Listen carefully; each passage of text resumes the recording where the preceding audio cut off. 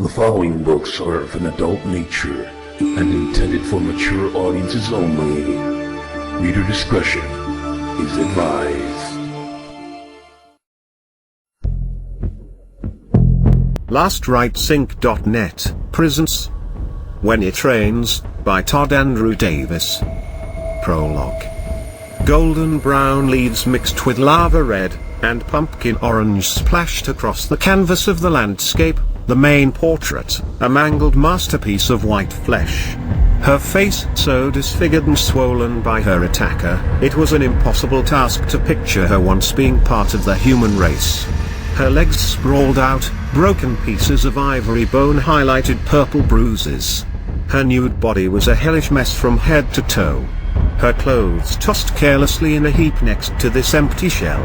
It was torture trying to envision the last moments of her life. What had been done to her was unconscionable, way beyond my mind's comprehension. Frozen on her face was a contorted expression of pure horror. It screamed out, "What did this to me is not human, not of this world." Little white polyps littered her skin, steam emanated from her blistered flesh as clear liquid seeped from the open wounds then dissipated into thin air. A mixture of fog and light rain lingered over the crime scene. The onlookers were kept back by police tape and resembled extras in a Hollywood horror flick. Her nude pale corpse exposed to the elements began to deteriorate. Two plain-clothed officers fought feverishly to protect her vanity by shielding her with flimsy black rain slickers. I could feel a razor-sharp spasm shoot into my hip from all the squatting I had done. Normally, I would block out such a thing, but for some reason my mind couldn't focus on the task at hand. It was hard to disguise the fact that I didn't want to be here. I prayed my face masked the truth. If you believe in God, the heavens above, and all the good people who inhabit the earth, then you have no alternative but to believe the opposite is true. There is no other explanation when death is thrown in your face. No sane person could justify the carnage I stood over. The essence of evil, its soul lives, breathes and walks among us. What immediately came to mind was that she had been boiled alive, her body methodically arranged and dumped in the woods. He must have used an acid-based chemical thinking it would destroy any and all trace evidence. He may have just outsmarted himself though. A paper trail linked to the buyer of the chemical or linked to its origin may possibly unveil our killer. My job was to find her voice. In these situations you force yourself to become numb, and yet, I found myself wiping away tears. This senseless murder made me a true believer that the devil is walking the earth in human form, and has just begun to quench his insatiable appetite. I felt as if I were caught in a time warp and the world was spinning off its axis. My movements were in slow motion and everything relative blazed past at an accelerated speed. Detective. Tamara Webb screamed. She had just recently been promoted to lead detective on my task force, and this mess was her first official case. Logan. She waved a thin gloved hand in my direction. Concern was etched deep within the contours of her face. Could I possibly be so transparent? My gaze focused in her direction. I made sure my voice held steady and measured. Tamara, her name was all I could muster. Logan, follow me, she said in an unsettling tone that sent shivers down my spine. Confident she had my full attention, she turned and walked deeper into the woods. The ashen moon rinsed in the backwash of the fleeting hours of darkness blazed a trail alongside the dirt path. Webb's ghostly figure floated in and out of my line of vision. The sound of rushing water temporarily phased out the bloody crime scene from my subconscious. It was a welcome relief, but I knew even before we hit the water's edge that it would be short-lived. Branches and thicket impeded our progress, forewarning us of the secrets held within. 3 plainclothes officers and 2 CSI techs stood in astonishment near the crime scene. An ordinary thorn bush in every account, but upon closer examination showed it had been bathed in blood. The amount of blood the human body holds astonishes me, and I could only imagine that if all this blood actually came from one source, then every drop must have been spilled. The CSI techs donned in moonsuits stained with scarlet-covered evidence worked ominously side by side. The tall one turned toward me with an apathetic look. Webb paused, giving me time to soak in the horror, before she resumed her descent into the nightmare that would forever haunt her. We pushed forward. An opening in the woods unveiled a pair of divers in wetsuits.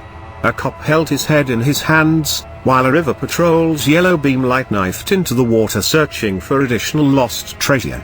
"Are you squeamish?" asked an officer. I ignored the words of the young pimple-faced kid as I passed him by.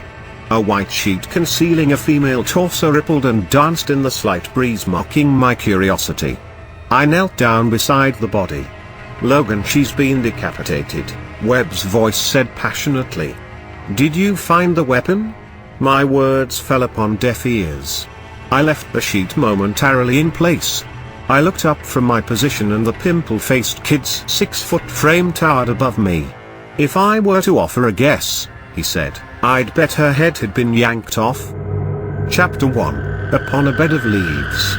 I was listening to the sound of my Hemi roar as the engine pumped out 400 horses of unadulterated power. I raced down the highway, no radio, just the sound of wind whistling through the cracked bug-infested windshield like a freight train howling in the distance. My eyes half glazed from a hard night of drinking, a fresh bottle of bourbon at my side with nowhere in particular to go. A faint but audible rhythm captured my full attention. I backed off the accelerator. Boom boom boom. My eyes transfixed on a soft amber glow off in the horizon. I left the comfort of the 4-lane highway, and crossed onto a narrow gravel road. A multicolored beacon of light hovered above the treetops, drawing me in like a moth to a flame. The next several sensations were impossible to illustrate, and neither words nor meaning could do them justice.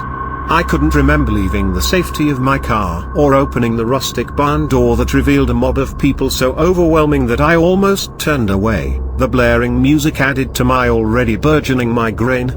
I sat in the corner listening to emo music belted out by teenage wannabe rockers. The stage could barely accommodate a novice stripper, yet alone 5 gangly fucks and their rent-to-rock equipment. The club was inhabited with painted faces donned in black leather and white lace.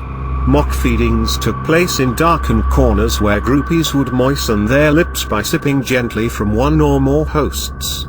Like always, I felt awkward and out of place, but then I saw her, long golden hair resting gently upon her shoulders, piercing green eyes and a face to die for. My eyes darted away instinctively when she glanced in my direction. Should I risk another gaze? My fleeting courage was rewarded with an angel's smile.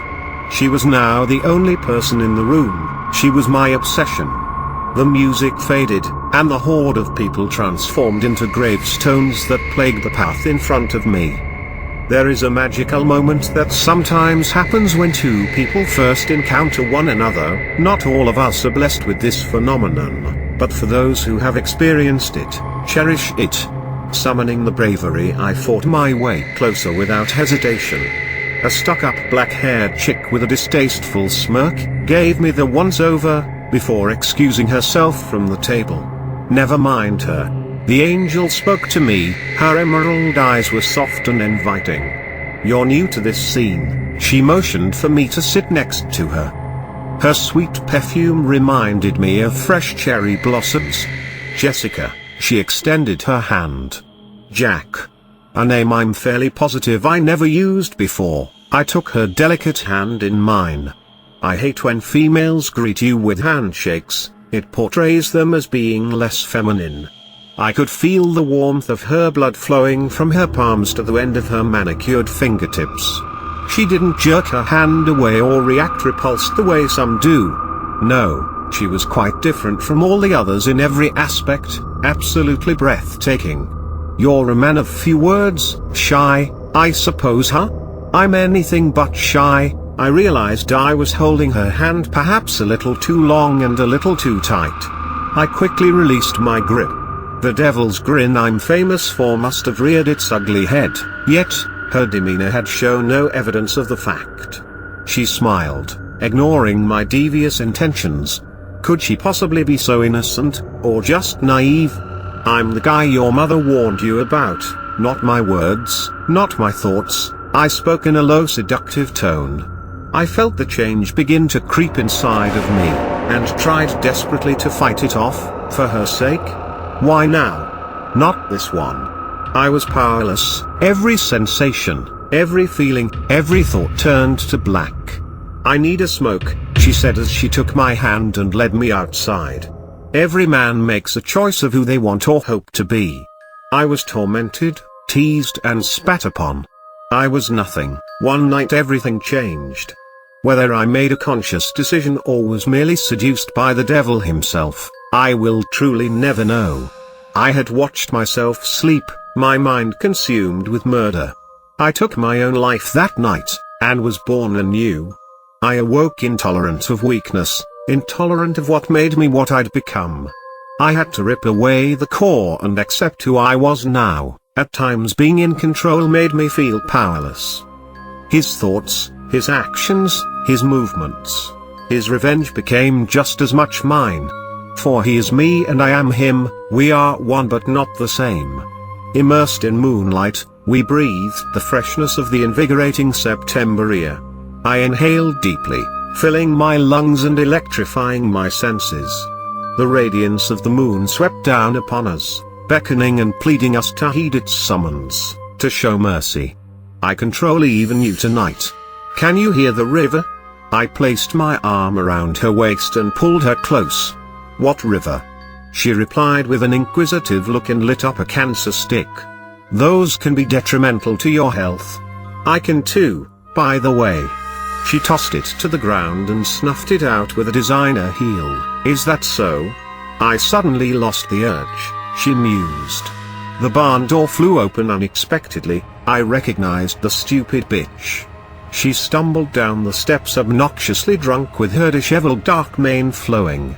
She recaptured her balance but lost her dignity and blurted out something so incoherent I thought she was speaking in tongues. Jessica nodded her head and the creature promptly returned to its lair. I affectionately took her hand and led her deeper into the woods. I was completely amazed how little coaxing it took. Not often am I intrigued by someone's willingness to embrace the inevitable. The footing was treacherous, however I managed to navigate the trail without peril. I found a secluded clearing just off the pathway where we wouldn't be disturbed.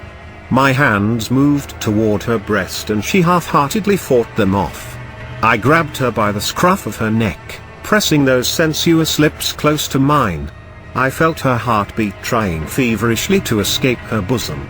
I slipped my hands between her thighs. No. Her eyes blazed at me. Stop it. Her words laced with fury. Sweet little Jessica, why do you fight me so? You're going to die. This night is preordained. Why disavow yourself the ultimate pleasure of an honest tribute? Tonight you'll sing with the angels. Tonight I'll set you free. Let go of me, you sick fuck. Stunned, perhaps a sudden change of heart, she screamed into my ear. I slammed my fist into her skull so hard she began to hemorrhage. A trickle of blood materialized in the corner of her mouth. It tasted like copper wine as I placed another tender kiss upon her lips. She bit me, sending me into an orgasmic combination of pain and pure ecstasy. I felt the white-hot pain in my knucks. Instantly my hands were engulfed in warm sticky crimson. I saw the other one before she could comprehend what had taken place, before that orifice under her fat nose could form a word. The shock on her pasty white face was comical.